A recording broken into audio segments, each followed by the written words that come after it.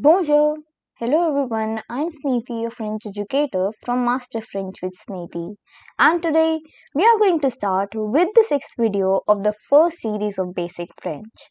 So, in the Compter en Français series, that means counting in French, in today's video we are going to start with the number 51 and complete it till the number 60. So, let's get going.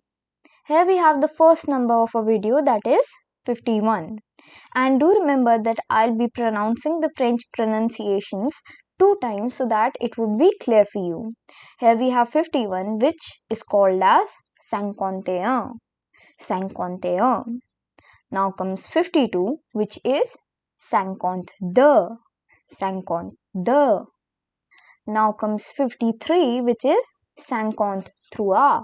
53. And here we have 54, which is 54. 54. Then comes 55, which is 55. 55.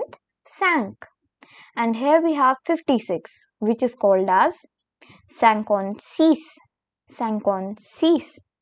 Now comes 57, which is pronounced as 57. 57. And here we have 58, which is called as 58. 58. And now we have 59, which in French is pronounced as 59. 59.